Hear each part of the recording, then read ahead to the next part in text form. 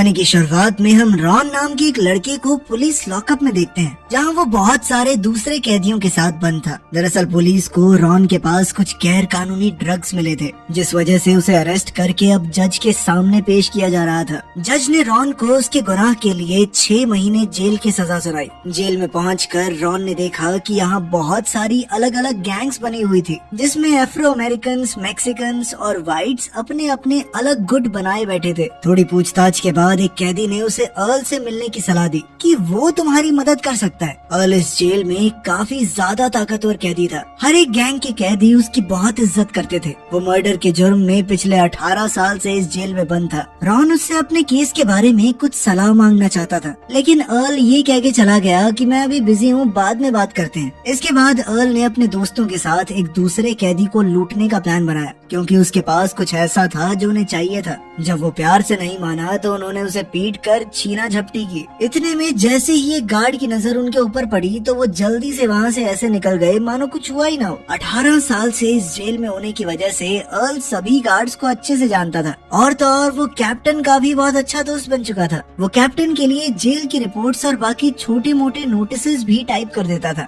Ron के cell में उसके साथ एक ट्रांसजेंडर कैदी को डाला गया था, जिसने उसे बताया कि चिकना है तो लड़के थोड़ा बच के रहना, समझा? तुझे तो कच्चा चबा जाएंगे, खूंखार दरिंदे भरे पड़े हैं इस जेल में। खैर उसी शाम अर्ल का एक दोस्त वीटो रॉन को साइको माइक नाम के कैदी से बात करते हुए देखता है। वीटो जानता था कि साइको माइक किस तरह का इंसान है, और उसने अर्ल को बताया कि रॉन पर जल्द ही एक अटैक होने वाला है। उधर रॉन का सेलमेट वो ट्रांसजेंडर कैदी भी रॉन को जल्द से जल्द एक तेज धार चाकू का इंतजाम करने को कहता है, ताकि रॉन खुद को बचा सके। अगले दिन रॉन ने जिम में अर्ल से पूछा कि उसे एक तीखा चाकू जैसा हथियार कैसे और कहां से मिल सकता है। साथ ही उसने अर्ल को साइको माइक वाली पूरी बात बताई। अर्ल ने कहा कि देख, तो कुछ महीनों के लिए आया है यहाँ पर, लड़ाई झगड़े में पड़ेगा तो तेरी सजा और बढ़ सकती है, समझा?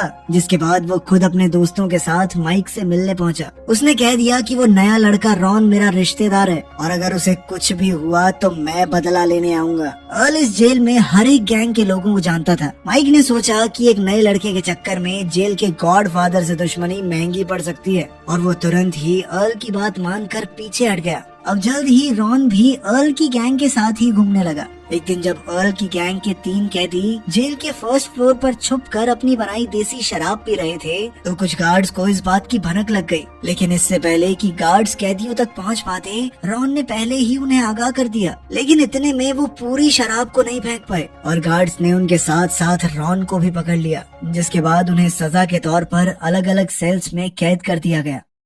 अर्ल को रॉन